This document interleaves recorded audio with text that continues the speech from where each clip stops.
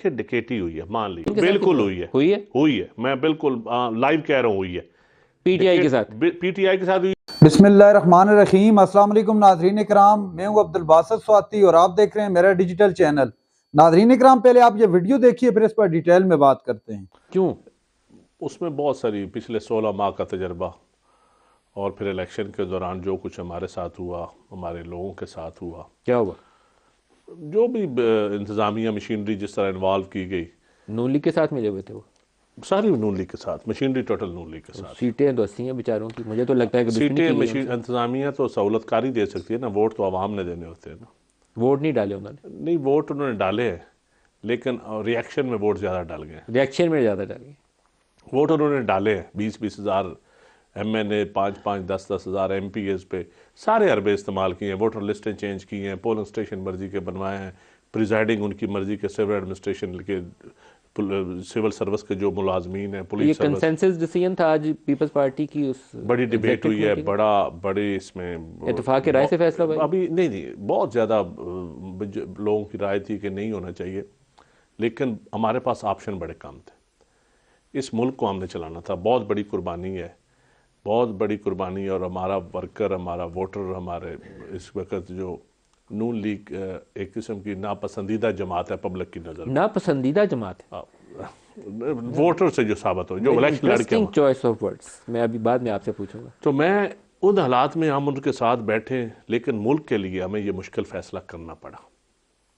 और ये सर एक कहा जाता है, दो ऑप्शन है मेरी सिंपल है, यहाँ तो हम PTI के साथ बैठते, बेटर ऑप्शन थी, आप दोनों बेटर ऑप्शन थी, लेकिन वो ऑप्शन PTI ने उनका जो है ना गैर सियासी रवैया, वो गैर सियासी रवैया ना उनका इमेच्योरिटी, वो इस जिस तरह पहले असम्बलियाँ तोड़ी, असम्बली से इस्तीफे दिए, अपने वर्कर को मुश्किलात में मुब्तला किया। और दूसरी ऑप्शन क्या थी?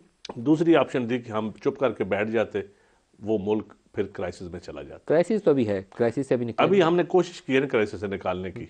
सर अभी पीपल पार्टी ने पहली मूव की है क्राइसिस से निकालने नहीं, ये क्राइसिस नहीं खत्म होगा इससे, नहीं होगा सर। एक कहा जाता है, देखिए आप, इसलिए जो मैं जफरुल्लाह साहब की बात को सेकंड करता हूँ, पॉलिटिकल फोर्सेस जब बैठेंगी ना जी, तो अब दो ही ऑप्शन है, या अपनी सियासत बचा लें या मुल्क बचा लें। सियासत नहीं बचेगी नून लीग की अगर हुकूमत में आती है। मैं समझता हूँ मुल्क को देने को तैयार हूं। इस वक्त पॉलिटिकल फोर्सेस को, PTI समेत, पीपल पार्टी, नून लीग, जमात इस्लामी, आज़ाद, MQM, सबको अगर मुल्क बचाना है ना, इस मुल्क को, अगर हमने पार्लियामान को चलाना है, अगर आपने मुल्क बचाना है, लूली लगड़ी जमहूरियत हमने चलानी है, लूली लगड़ी जमहूरियत, अगर आपने मुल्क बचाना है तो आपको PTI को ऑन बोर्ड करना पड़ेगा। तो करेंगे, अगर आप नहीं करेंगे तो आप करेंगे, हम करने के लिए तैयार हैं। इस बात से आपकी बाकी बातों से आप इत्तेफाक करते हैं, मैं कहता हूं करेंगे। इन्होंने कहा डिकेटी की बात, देखिए डिकेटी हुई है, मान ली हमारे साथ भी हुई है, मेरे साथ आप समझते हैं इनके साथ हुई है? बिल्कुल हुई है मैं बिल्कुल लाइव कह रहा हूँ, हुई है। PTI के साथ हुई है, पीपल पार्टी के साथ भी हुई है। मैं ये पंजाब में पीपल पार्टी के साथ, जालिमों ने लूट गए हैं, पूरी कौम फंस गई। देखिए जी, पब्लिक को देखना पड़ेगा कि कौन सिर्फ इक़्तिदार चाहता है और कौन इस सिस्टम को भी आगे लेके चलना चाहता है। पीपल पार्टी की तो हमारी यही जो हमारी मीटिंग्स हुई है CEC की, सबसे पहले कि हमने इस मुल्क को आगे लेके चलना है। बेशक कोई चीज़ हमें ना मिले, कोई इक़्तिदार में हम हिस्सा नहीं चाहते, लेकिन हम चाहते हैं कि मुल्क इस वक्त जिस क्राइसिस से गुजर रहा है, महंगाई के लिहाज से, गवर्नेंस के लिहाज से, जमहूरियत दिन ब दिन कमज़ोर होती जा रही है। अगर हम इस वक्त हठधर्मी का मुजाहरा करें, जमहूरियत फारग हो चुकी है सर जितनी भी है, मैं कहता हूँ 20% बची है। हम चाहते हैं ये 20% ही हम संभाल लें, इसको हम ऊपर 70% पे ले जाएं। आप उस कमेटी का हिस्सा है जिसने सियासी जमातों से मुज़ाकरात करने हैं, क्या आप इमरान खान से मिलने जाएंगे? मैं बिल्कुल कोशिश करूंगा। आप करेंगे कोशिश? मैं बिल्कुल कोशिश करूंगा। मैं आपको शाबाश देता हूं। मेरी ख्वाहिश है मैं इमरान खान से मिलूं, कह रहे मैं आपको शाबाश मैं इमरान खान को मिलूं, मैं जाके कहूं कि इमरान खान साहब इस मुल्क पे रहम करें, यहाँ एक टेबल पे बैठे। वेरी गुड, ये सोच है, ये सियासी सोच है। मैं कहता हूँ, मैं एज ए पॉलिटिकल वर्कर, मैं यकीन करें, मैं कहता हूँ बड़ी खबर चलाएंगे, सारी जमातों को मिल के, मैं कहता हूँ इस वक्त बैठ के मुल्क को क्राइसिस, देखिए अवाम की हालत देखे ना यार, छोड़ दे आप इलेक्शन को भूल जाए, अवाम की आप हालत तो देखे। क्या ये सियासी सोच है जो इधर अभी नजर नहीं आ रही है? सियासी सोच, गुर्बत की चक्की में पिस रहे हैं लोग। बलोचिस्तान के हालात देख लें, KPK के देख लें, पोलराइजेशन कितनी, शिद्दत कितनी आ गई, हम लड़ लड़ के मर गए इलेक्शनों में, इलेक्शन से पहले भी। क्या इसी तरह हमने रहना है? इद्दतों में लोग, रूल ऑफ लॉ खत्म हो गया है, इद्दतों में पॉलिटिकल पार्टीज को सजाएं हो रही। कभी पर्चे, कभी मशवरे के पर्चे में वज़ीर-ए-आज़म फांसी लगता था, अब इद्दतों में क्या ये हम इस तरह मुल्क चला रहे हैं? गंदा काम हो रहा है कभी ना, सही काम नहीं हाईजैकिंग हो में हम वजीर आजम पर जलावतन हो जाता है। हमने इस मुल्क को आगे लेके चलना है यार। एग्रीड। नहीं तो आगे ले और इस मुल्क को ये नहीं है अवाम सर, एक मिनट बात, एक मिनट शुएब चल, साहब बात मुकम्मल कर लेने दें प्लीज। देखिए इस और क्या तरीका है, अब आपस में लड़ते रहेंगे, ये तरीका है? डायलॉग, TOR तय करने पड़ेंगे। इलेक्शन हो गया, हम इलेक्शन से पहले कहते थे इलेक्शन के बाद ठीक हो जाएंगे मामला, खराब हो गए ना, मजीद स्प्लिट मैंडेट आ गया, किसी को मेजॉरिटी नहीं मिली। तो अब हमारे पास क्या ऑप्शन है? यहां तो हम दोबारा इलेक्शन में जाएं, दोबारा इलेक्शन ये कौम अफोर्ड कर सकती है? दोबारा इलेक्शन का नतीजा इससे भी वर्स्ट निकला। मैं कहता हूं अफोर्ड नहीं कर, जमहूरियत खत्म हो जाएगी, मार्शल लॉ आ जाएगा या कोई और काम हो जाएगा। नहीं मेरा ये सोचने की बात है। नहीं सर, एक सेकंड बाद मुकम्मल कर। एक ही हल है कि इसमें डायलॉग करना पड़ेंगे और हमें आपस में एक दूसरे की मेहनत करें, लड़ाई लड़ें, जो मर्जी करें, टेबल पे बैठ के मुल्क को आगे चलाएं। सर देखें नादरीन इकराम, आपने वीडियो देखी, नदीम अफजल चंद ने खुलकर तनकीद की पाकिस्तान मुस्लिम लीग नवाज पर और मुस्लिम लीग नून के बारे में कहा कि इन्होंने डाका डाला है तहरीक इंसाफ के वोटों पर।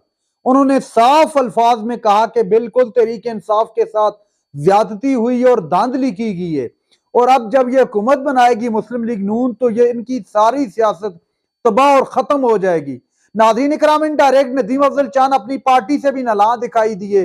उनके कहने का मकसद ये था, वो भी नहीं चाहते थे कि इन लोगों के साथ एताज हो, चूंकि पीपल्स पार्टी की भी सियासत खत्म होने के दाने पर पहुंच जाएगी अगर वो मुस्लिम लीग नून का इस हुकूमत के अंदर साथ देंगे। नाज़रीन इकराम, नदीम अफजल चंद ऐसे लग रहा था कि आज बागी हो चुके हैं अपनी पार्टी से भी, चूंकि जो उनके तासरात थे, जो उनके का लबो लेजा था, वो आपने देखा और सुना।